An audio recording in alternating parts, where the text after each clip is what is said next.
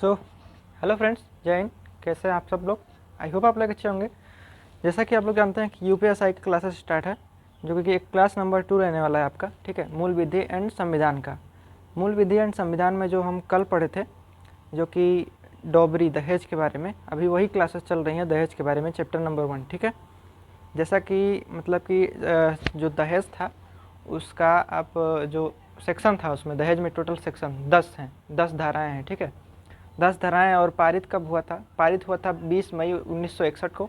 ठीक है, और लागू किया गया था आपका 1 जुलाई 1961 को। ठीक है, लागू 1 जुलाई 1961 को और पारित आपका 20 मई 1961 को, जो कि मतलब दहेज प्रतिषेध अधिनियम एक्ट अंडर 1961 के तहत हम उसको पढ़ रहे हैं। ठीक है, उसके अंतर्गत आता है। ठीक है, अब उसके आगे हम जो है उसके आगे देखते हैं क्लास में क्या क्या आप लोग सीखेंगे। ठीक है, इम्पोर्टेंट मतलब हो रहा है आपका पूरा। अब इसमें लिखा है कौन, मतलब कि कौन कौन, अब कौन के बारे में क्या पिछला क्लास आप कर रहेंगे तब आपको पता चलेगा कौन। कौन का मतलब ये है कि कौन कौन दहेज ले सकता है या दे सकता है। ठीक है, तो कौन में आ जाएगा आपका विवाह का एक पक्षकार दूसरे पक्षकार को, जैसे कि लड़के या मतलब जैसे लड़के और लड़की दोनों शादी होता है। ठीक है, लड़के के परिवार दहेज लेते हैं। हो सकता है कहीं कहीं ये भी होता है कि लड़के वाले दहेज देते हैं। ठीक है, तो वही इसमें लिखा है कि एक पक्षकार दूसरे पक्षकार को लेन देन कर सकता है। ठीक है, सेकंड क्या लिखा है यहाँ पे? एक लिखा है आपका मेहर या महर। मेहर या महर एक किस में होता है? ये मुस्लिम में होता है। ठीक है, मुस्लिम में होता है ये मेहर या महर आपका मुस्लिम में होता है, जो कि लिखा है एक धनराशि है। एक धनराशि है जो कि वर के पिता द्वारा कन्या को दी जाती है। ठीक है, यह एक धनराशि जो कि वर के पिता द्वारा कन्या को दी जाती है। ठीक है भाई, इसका सीधा सा मतलब हम ये समझे कि जैसे कि जो लड़के मतलब लड़की तरफ से लड़के को दहेज नहीं मिलता है, लड़के को मतलब लड़का खुद देता है, लड़की मतलब कन्या को, मतलब लड़के के पिताजी जो है ना वो मतलब कन्या को राशि देते हैं, एक अमाउंट देते हैं उसको। जो ये है मतलब मेहर या महर, इसको आप इसमें दहेज में काउंट नहीं कर सकते हैं, ये दहेज में नहीं आता है। ठीक है, इसको एक तरीके से ये आपका दहेज में नहीं आता है, ये एक तरीके से मान लीजिए कि गिफ्ट के तौर से इसको मान सकते हैं, गिफ्ट दिया जाता है। ठीक है, गिफ्ट के रूप में क्या दिया जाता है? धनराशि दिया जाता है। ठीक है, अमाउंट।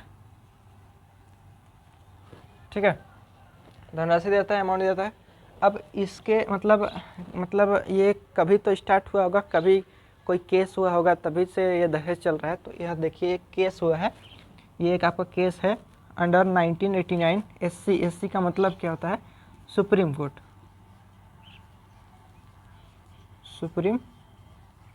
कोर्ट। ठीक है, इसके मतलब होता है सुप्रीम कोर्ट। केस मतलब 1989 में एक सुप्रीम कोर्ट के द्वारा केस हुआ। ठीक है, जिसमें उसमें मतलब केस किनके बीच हुआ था? हरिवंश सिंह बनाम और गुरशरण सिंह कौर। हरिवंश सिंह बनाम और गुरशरण सिंह कौर के बीच में हुआ था। ठीक है, SC से आपका जो सुप्रीम कोर्ट से निर्णय क्या आया था? निर्णय आया था आपका जहाँ दहेज की लगातार मांग हो वहाँ हर मांग अपराध है।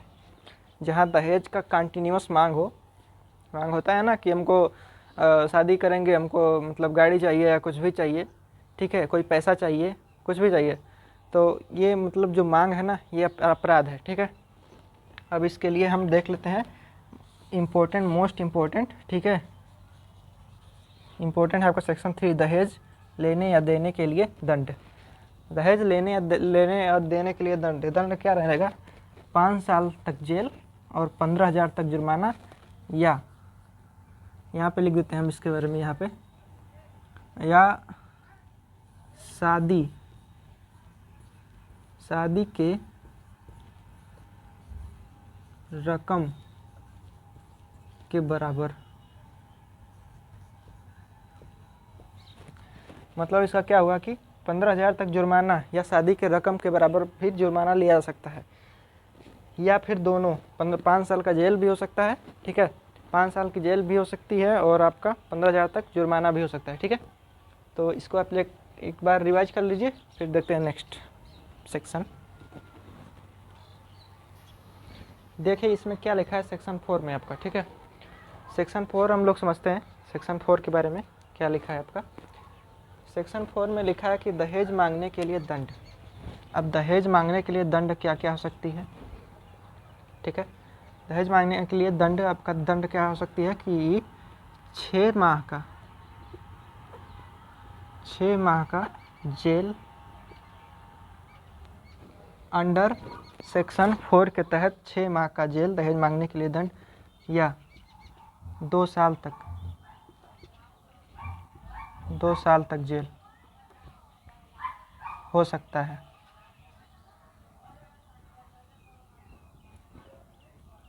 ठीक है। और जुर्माना आपका 15,000 रुपये तक, या दोनों, ठीक है।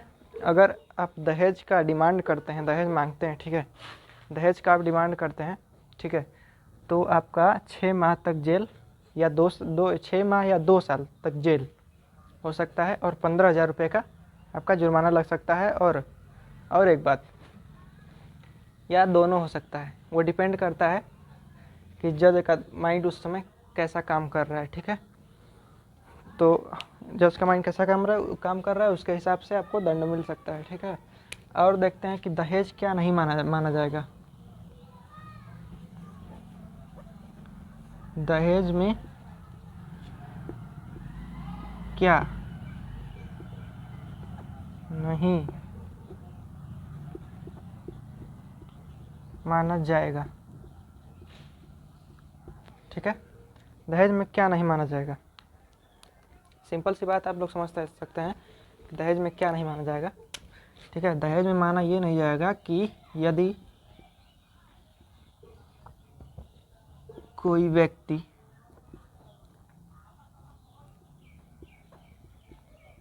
गिफ्ट, उपहार, ठीक है, देता है। दहेज में क्या नहीं माना जाएगा, यदि कोई व्यक्ति गिफ्ट, उपहार के तौर में कुछ देता है, ठीक है, एक दूसरे को लेन देन करते हैं गिफ्ट की तरह, मतलब बिना मांगे, ठीक है, सीधा सा मतलब है बिना मांगे। अगर कोई व्यक्ति उपहार देता है, गिफ्ट देता है, मतलब कुछ देता है, तो उसको उपहार या गिफ्ट में काउंट किया जाएगा, ना कि दहेज में काउंट किया जाएगा, ठीक है। सेकंड क्या है आपका है, यदि कोई व्यक्ति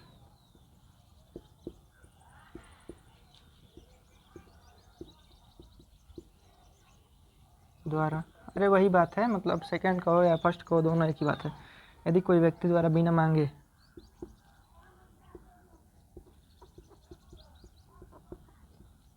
कोई वस्तु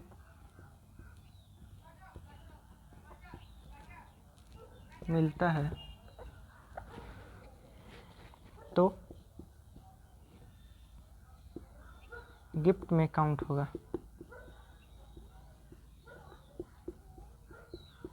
ठीक है। यदि कोई बिना मांगे वस्तु मिलता है तो गिफ्ट में काउंट होगा। आपका सेक्शन 4 का ए, ठीक है।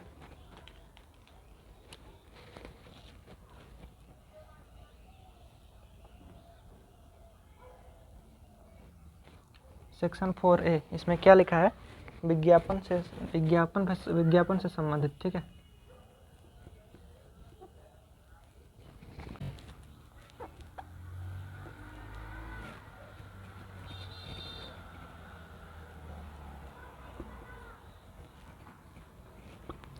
विज्ञापन पर पाबंदी का मतलब ये है कि यदि कोई व्यक्ति, ठीक है, समझ लेते हैं हम लोग, थोड़ा ऊपर समझ लेते हैं इसका, सेक्शन 4 का।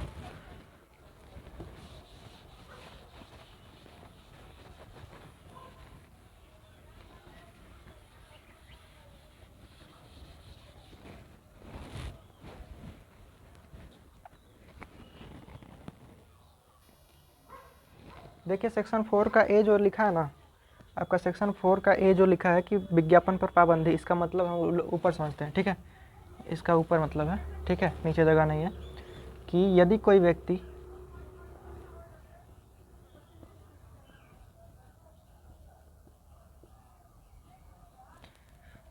विवाह के लालच में, विवाह करने के लिए दहेज की लालच देता है, विवाह करने के लिए दहेज की लालच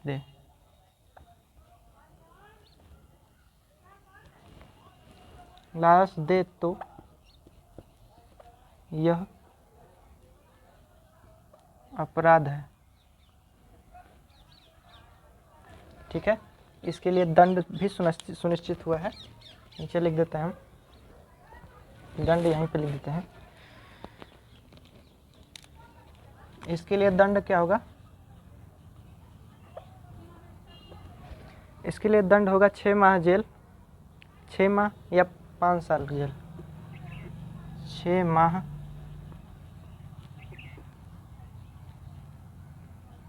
5 साल तक जेल। जुर्माना कितना,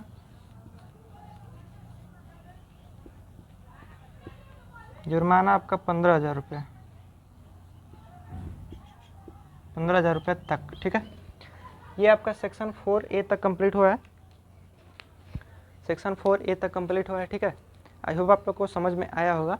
और अभी मतलब डॉबरी दहेज का जो पार्ट है अभी सेक्शन 10 तक कराना है, 4 तक कंप्लीट है, बाकी कल नेक्स्ट क्लास में करा देंगे, ठीक है। तो आज के लिए इतना ही, मिलते हैं अगले क्लास में।